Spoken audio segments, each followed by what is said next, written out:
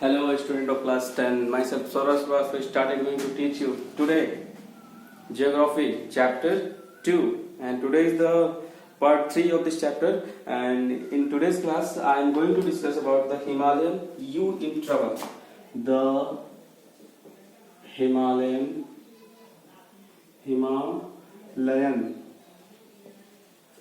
U in travel. Okay, chapter का नाम आप लोग जानते हैं। क्या है चैप्टर का नाम? Forest and wild life resources. Forest and wild life resources. Okay, now let's begin the class. आज की क्लास थोड़ी लंबी हो सकती है क्योंकि चैप्टर्स भी खत्म करने हैं, सिलेबस भी तो कंप्लीट करना है। अभी हिस्ट्री हमने शुरुआत नहीं की क्योंकि हिस्ट्री की बुक अभी मेरे पास आई नहीं है, 2 दिन में आ जाएगी तो हिस्ट्री भी मैं शुरू कर दूंगा। Now let's begin the Himalayan yew. Himalayan yew का मतलब होता है taxus wallichiana is a medical plant. ये एक मेडिकल प्लांट है। ध्यान दीजिएगा कि हिमालयन यू क्या है, एक मेडिकल प्लांट। हिमालयन यू एक क्या है, मेडिकल प्लांट है। तो मेडिकल प्लांट है तो जाहिर सी बात है इसका यूज किस सेक्टर में किया जाता होगा, मेडिकल सेक्टर में किया जाता होगा। ये कहाँ मिलता है? In various parts of the Himachal Pradesh. ये हिमाचल प्रदेश के कुछ पार्ट्स में और अरुणाचल प्रदेश के कुछ पार्ट्स में, यानी कि ये कहाँ पे मिलता है? हम कह सकते हैं कि हिमाचल प्रदेश और अरुणाचल प्रदेश के कुछ पार्ट में देखने को मिलता है। इसका मतलब जो हिमालय है वो अरुणाचल प्रदेश और हिमाचल प्रदेश दोनों ही स्टेट में पाई जाती है, इसका कुछ पार्ट। अब देखिए, केमिकल कंपाउंड का टैक्सोल, एक केमिकल कंपाउंड होता है जिसे हम टैक्सोल कहते हैं, is extracted from the bark, needles, twigs and roots of this tree. मतलब इस ट्री के किस किस पार्ट से? बार्क से, नीडल्स से, ट्विग्स से और रूट्स से इस पेड़ के टैक्सोल नाम का एक केमिकल कंपाउंड निकाला जाता है। ठीक है, has been successful and used to treat some cancers. और इसका यूज किस लिए किया जाता है? कैंसर के इलाज में किया जाता है। तो सोच लीजिए, हिमालय एक ऐसी पर्वतमाला है जिसमें ऐसे ऐसे प्लांट पाए जाते हैं जो कैंसर की दवाओं को बनाने के भी काम आते हैं। तो आप इस चीज को याद रखेंगे कि इससे क्या निकाला जाता है? टैक्सोल निकाला जाता है। क्या निकाला जाता है? टैक्सोल, जिसका यूज किस लिए किया जाता है? कैंसर के इलाज में किया जाता है। ठीक है, इसको आप थोड़ा पढ़ भी लेंगे ध्यान से, कोई डाउट होगा तो आप मुझसे पूछ लेंगे। The drug is now the biggest selling anti cancer drug in the world. और अब इसकी सेलिंग अरुणाचल प्रदेश और हिमाचल प्रदेश से एंटी कैंसर ड्रग के रूप में दुनिया में सबसे ज्यादा की जाती है। The species is under great threat due to over exploitation. Species का मतलब ये पौधा जो है, मेडिकल प्लांट जो है जिसको हम हिमालयन यू कहते हैं, ये पौधा, ये प्लांट अब एंडेंजर्ड श्रेणी में आ गया क्योंकि कल्टीवेशन को बढ़ाने के लिए लोगों ने जंगलों को साफ करना शुरू किया, तो उसमें हिमालय के भी जंगल साफ करना शुरू किए। तो अब इस प्लांट के ऊपर संकट आ गया है, इसीलिए हम इसे क्या पढ़ रहे हैं? Forest and wild life resources के सेक्शन में पढ़ रहे हैं। Okay, in the last 1 decade thousands of you trees. Last decade में देखा गया कि हजारों यू के जो पेड़ हैं वो या तो जला दिए गए हिमाचल प्रदेश में या तो उसको काट दिया गया। तो प्रोडक्शन तभी हो सकता है टैक्सोल का जब ये प्लांट जिंदा रहे। तो इसे हमें क्या करना है? प्रोटेक्ट करने की जरूरत है या कंजर्व करने की जरूरत है। आई होप आप ये बात समझ रहे होंगे और ये टॉपिक आपको अच्छे से समझ भी आया होगा। Okay, habitat destruction, hunting, poaching, over exploitation, environmental pollution, ठीक है, poisoning and forest fires are factors which have led to the decline of Indian biodiversity. India की बायोडाइवर्सिटी को बर्बाद, बायोडाइवर्सिटी का मतलब समझ रहे हैं? पर्यावरणीय विविधता। ओके, इसको बर्बाद करने के लिए habitat destruction, okay, hunting, poaching, over exploitation, environmental pollution, poisoning और फॉरेस्ट फायर, ये सारे फैक्टर क्या है? रेस्पॉन्सिबल है। तो इसे हमें रोकने की जरूरत है। Other important causes of environmental destruction are unequal access and inequitable consumption of resources and different sharing of responsibility for environmental well-being। दूसरे कारण भी हो सकते हैं कि जैसे कि environmental destruction के, जैसे कि unequal access, हम इसका एक्सेस ऐसे करते जा रहे हैं जैसे कि ये फ्यूचर में 1-2 दिन बाद बनता चला जाएगा, ये कारण हो सकते हैं। या इनएक्विटेबल कंजम्पशन ऑफ रिसोर्सेज का हम यूज कर रहे हैं लेकिन हमें ये भी पता होना चाहिए कि रिसोर्सेज एक दिन क्या हो जाएंगे? खत्म हो जाएंगे। ओके, तो हमें अपनी रेस्पॉन्सिबिलिटी को अच्छे से निभाना चाहिए और इस रिसोर्सेज को आने वाली फ्यूचर जनरेशन के लिए भी बचा के रखना चाहिए। ऐसा नहीं कि हमारे बाद दुनिया खत्म हो जाएगी, दुनिया चलती रहेगी। ओके, हमें इन्वायरमेंटल डिग्रेडेशन से बचना चाहिए। However an average American consumes 40 times more resources than an average Somalian. मतलब सोमालिया में रहने वाले जो लोग हैं वो रिसोर्सेज का यूज अमेरिका में रहने वाले लोगों से 40 गुना कम करते हैं। इसका मतलब कि अमेरिका में लोग नेचुरल रिसोर्स का यूज 40 गुना ज्यादा सोमालिया के लोगों से करते हैं। सोमालिया एक कंट्री है, अमेरिका भी एक कंट्री है, तो दो अगर कंट्रियों को हम आपस में कंपेयर करें तो जो अमेरिका की कंट्री है वहां का अमेरिका में 40 टाइम्स ज्यादा नेचुरल रिसोर्स का कंजप्शन किया जा रहा है। किसके बिहाफ पे? सोमालिया एक छोटी सी कंट्री है, ठीक है, ये वेल डेवलप्ड कंट्री नहीं है। तो इन दोनों को कंपेयर करने पे ऐसा देखा गया। इसका मतलब कि जो कंट्री डेवलप है वो रिसोर्सेज का ज्यादा यूज करते हैं, और जो कंट्री अंडर डेवलप्ड है या बहुत ज्यादा गरीब है, पुअर कंट्री माना जाता है, वो रिसोर्सेज का कम यूज करते हैं। उसी तरह the richest 5% of the Indian society probably cause more ecological damage because of his amount they consume than the poorest 25%। ऐसा दे देखा गया है कि इंडिया में जो रिचेस्ट फैमिली है या जो रिच बिजनेसमैन है वो इंडिया का लगभग 25% ज्यादा इकोलॉजिकल डिस्ट्रक्शन करते हैं, मतलब नेचर को नुकसान पहुंचाते हैं। जबकि जो गरीब लोग हैं वो नेचर को बचाने की कोशिश करते हैं। हम गांव और शहर का एग्जांपल ले सकते हैं। गांव में लोग क्या करते हैं? पेड़ों को लगाते हैं, ज्यादा से ज्यादा खेती करते हैं। जबकि शहरों में क्या किया जाता है कि घरों को बनाने के लिए, सड़कों को बनाने के लिए लोग सोचते हैं कि शहर की जिंदगी अच्छी है, उसको डेवलप करने के लिए लोग पेड़ों को काट देते हैं। तो इकोलॉजिकल जो डाइवर्सिटी है या इकोलॉजिकल डिफरेंसेस शहरों में हमें ज्यादा दिखाई देती है, गांव में हमें कम दिखाई देती है। गांव में लोग पेड़ों को प्रोटेक्ट करते हुए दिखाई देते हैं और शहरों में उसका यूज करते हुए दिखाई देते हैं। तो ये सारी चीजें हैं, गांव और शहर में ये डिफरेंट है। अब देखिए, do you know that the over half of India's natural forest are gone, 1/3 of its wetland drains out, 70% of its surface water bodies polluted. ठीक है, दिया है कि इंडिया में जो है कम से कम हमारे नेचुरल को बैलेंस करने के लिए 1/3 पूरे इंडिया का 1/3 कम से कम फॉरेस्ट होना चाहिए। और हमने ये भी देखा है कि इंडिया में जो वाटर बॉडीज है उनके 70% वाटर क्या है? पॉल्यूटेड है। हालांकि कोविड-19 के कारण वो वाटर इस समय बिल्कुल प्योर हो चुके हैं, लेकिन जैसे ही इंडस्ट्रियल डेवलपमेंट शुरू होगा फिर से ये वाटर पॉल्यूटेड हो जाएंगे और उसके न पॉल्यूटेड होने की कोई गारंटी नहीं है। ओके, अब देखिए, the destruction of the forest and wild life is not just a biological issue. मतलब जंगलों का बर्बाद होना और जानवरों का मरते जाना ये सिर्फ बायोलॉजिकल इश्यू नहीं है। The biological loss is strongly correlated with the loss of cultural diversity. मतलब अगर हम इसको बायोलॉजिकल लॉस को देखें तो ये एक स्ट्रॉन्ग पॉइंट है और इसको कोरिलेट हम किससे कर सकते हैं? कल्चरल डाइवर्सिटी से। मतलब कहीं ना कहीं इससे हमारी संस्कृति भी, कल्चर भी खतरे में पड़ती नजर आ रही है। तो इसको आप लोग इंटरलिंक करके अगर क्वेश्चन आंसर लिखने की कोशिश करेंगे तो क्वेश्चन का आंसर काफी अच्छा होगा। ठीक है, इसलिए क्लास को बिल्कुल डिटेल में देखिए, नोट्स को खुद प्रिपेयर करने की कोशिश कीजिए। Okay, such losses have increasingly marginalized and impoverished many indigenous and other forest dependent community who directly depend on various components of the forest and wildlife for food। ऐसा देखा है कि गांव में रहने वाले कुछ लोग टोटली क्या होते हैं? वो फॉरेस्ट प्रोडक्ट पे डिपेंड होते हैं। शहर में रहने वाले भी लोग टोटली क्या होते हैं? फॉरेस्ट प्रोडक्ट डिपेंड होते हैं।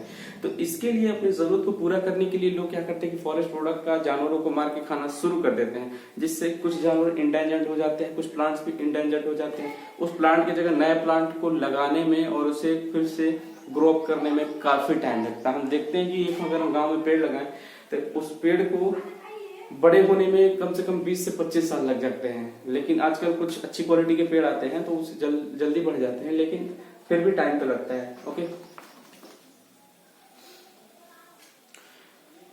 Food, drink, medicine, culture, spiritually. Okay, मतलब हमारी पॉपुलेशन जितनी बढ़ेगी हमारी जरूरत बढ़ेगी, और हमारी जरूरत बढ़ेगी तो हाँ, एक ही चीज है, नेचर। सारी चीजें तो हमें नेचर से ही मिलनी है। हम उसको बनाते हैं लेकिन किसी न किसी तरह से हम उसको नेचर का प्रोडक्ट का ही यूज करके नई चीजों को बनाते हैं। ये बात आप ध्यान दीजिएगा। Within the poor women are affected more than men. दिया है कि पुअर जो लोग हैं, गरीब लोग हैं या वुमेन जो है वो अमीरों से या मैन से ज्यादा अफेक्टेड हैं।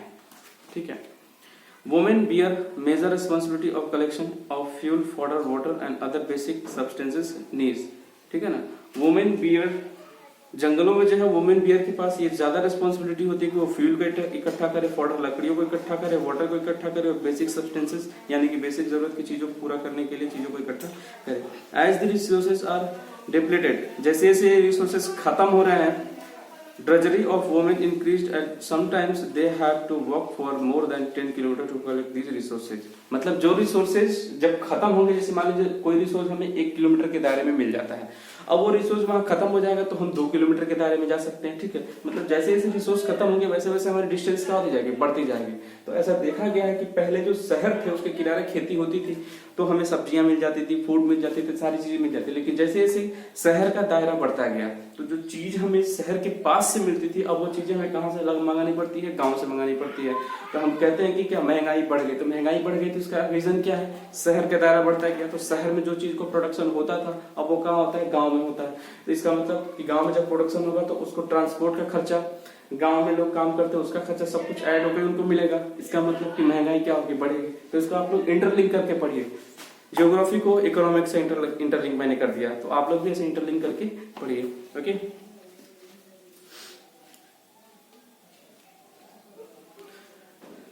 This was serious health problems for women and negligence of home and children because the increased house of work which often has serious social implications।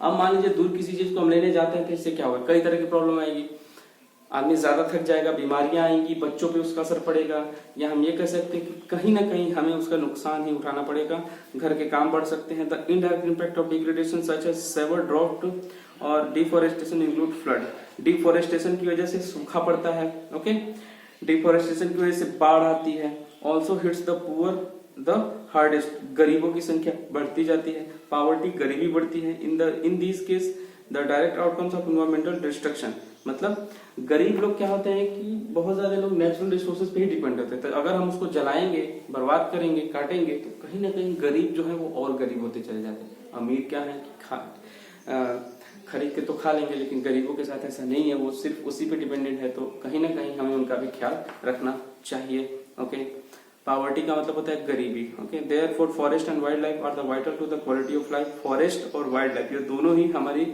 Life की क्वालिटी को इम्प्रूव करने के लिए बने हैं। तो हमें इम्प्रूव इस तरीके से नहीं करना चाहिए कि दोनों एंडेंजर्ड में चले जाए। Environmental is the sub continent, environment हमारा क्या एक तरह का सब कॉन्टिनेंट है। It is imperative to adopt to sound forest and wildlife conservation strategy। इसलिए हमें जंगलों को बचाने के लिए या इन्वायरमेंट को बचाने के लिए नई नई स्ट्रेटेजी बनाने की जरूरत है ताकि फ्यूचर हमारा इनके साथ सिक्योर हो सके। ओके, चलिए थोड़ा सा और देख लेते हैं। Conservation of forest and wild life in India. Conservation का मतलब होता है कि जंगल को बचाने के लिए और जानवरों को बचाने के लिए हमारी पॉलिसी गवर्नमेंट ने क्या क्या बनाई है। इस सेक्शन को थोड़ा ध्यान से सुनिएगा। Okay, conservation in the background of rapid decline in wild life population forestry has become essential.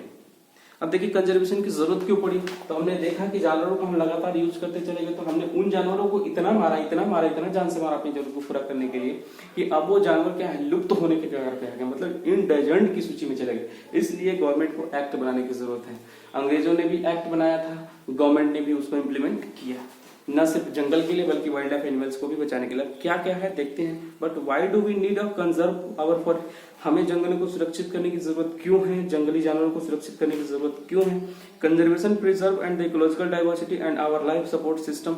ठीक है, कंजर्वेशन और इकोलॉजिकल डाइवर्सिटी से हमारे लाइफ सपोर्ट सिस्टम जैसे कि वाटर, एयर, सॉइल ये सारे कंप्लीट होते हैं। तो जितने भी पार्क्स आप देखेंगे, पार्क जो दूसरे शहर में बड़े बड़े पार्क्स बनाए गए हैं जैसे कि सुंदरवन पश्चिम बंगाल में जो है, ऐसे ऐसे बड़े बड़े पार्क्स, तो इसको इसलिए प्रोटेक्ट किया गया है क्योंकि जंगल बचे रह जाए, वैलीज बचे रह जाए, वाटर बॉडीज रहे, जंगली जानवर रहे। ठीक है, नहीं तो नहीं होगा तो लोग क्या करेंगे, अपने फायदे के लिए जानवरों को मार के बेचने पे उतारू हो जाएंगे। इसलिए अब देखिए in agriculture for example in agriculture we are still dependent on traditional crop varieties, fisheries too are heavily dependent on the maintenance of aquatic biodiversity। aquatic biodiversity का मतलब होता है कि ऐसे सारी स्पेसीज जो वाटर के अंदर पाई जाती है, अगर उस पर हमारी डिपेंडेंसी है तो उसको हम क्या कहेंगे, एक्वेटिक बायोडाइवर्सिटी। अब देखिए 1960 और 1970 में कंजर्वेशन डिमांड को पूरा करने के लिए national wild life protection programme launch किया गया। कब कब 1960 में और 1970 में क्या प्रोग्राम आया है, national wild life and forest conservation of India, जिसे किसने लॉन्च किया, तो इसे मैं आपको बता देता हूँ। इसे लॉन्च किया था national wild life protection programme ने the Indian wild life protection act, ध्यान दीजिएगा, the Indian wild life protection act, the Indian wild life protection act जो कब आया था,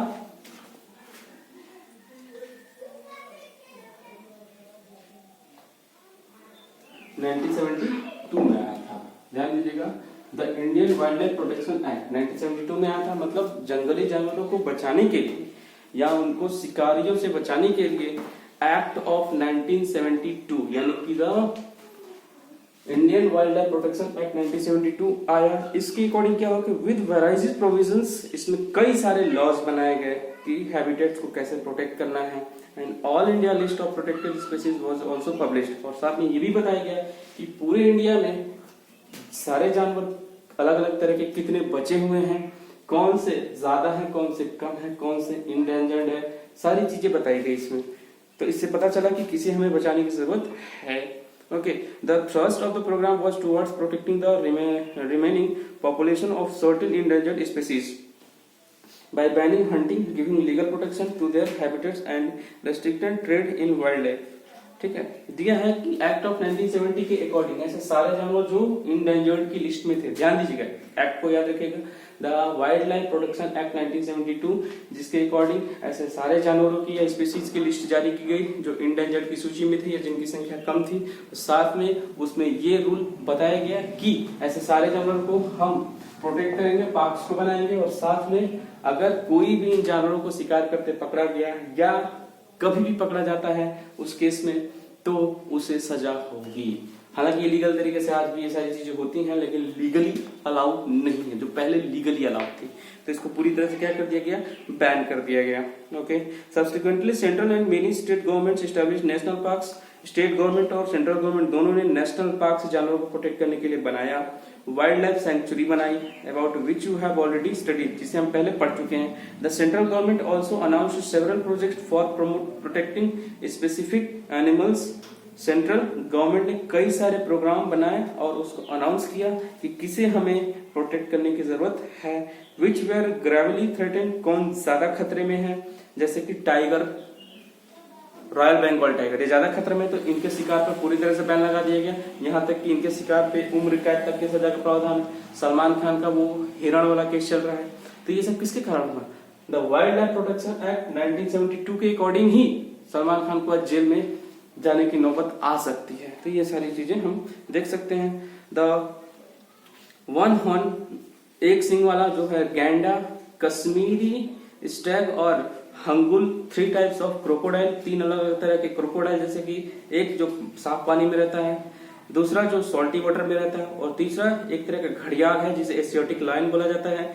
others and most recently the Indian elephant, black buck जिसे चिंकारा बोला जाता है, भारतीय हाथी जिसे ब्लैक बक चिंकारा बोला जाता है। ध्यान दीजिएगा, ब्लैक बक जिसे चिंकारा, तो ब्लैक बक आ जाए आपके पास या चिंकारा वर्ड आ जाए, दोनों का मतलब क्या है, एक CHINKARA, ब्लैक बक या chinkara. Okay, the great Indian bustard जिसे हम क्या कहते हैं, गोंडवान, द ग्रेट इंडियन बस्टर्ड जिसे गोंडवान कहते हैं, and the snow leopard, snow leopard, हमारे स्कूल में हाउस होता है लेपर्ड, तो वही वाला leopard. Okay, have been given full और पार्शियल लीगल प्रोटेक्शन। ये सारे ऐसे जानवर हैं जिनको बचाने की जरूरत थी और ये इंडेंजर्ड की सूची में थे। अगर ये इनको बचाया नहीं जाता तो ये गायब हो जाते और फिर हमें नजर नहीं आते। इसलिए इनके शिकार पर, हंटिंग पर पूरी तरह से रोक लगा दी गई और साथ में इनके ट्रेड पर भी पूरे इंडिया में रोक लगा दिया गया है। अब हम प्रोजेक्ट टाइगर के बारे में अगली क्लास में डिस्कस करेंगे, जो एक बहुत ही इंपॉर्टेंट टॉपिक है। सो आज के लिए इतना ही, काफी लंबी क्लास हो गई। आई होप आपको ये क्लास पसंद आई होगी। सो यू नो क्या करना है। Okay, thank you so much.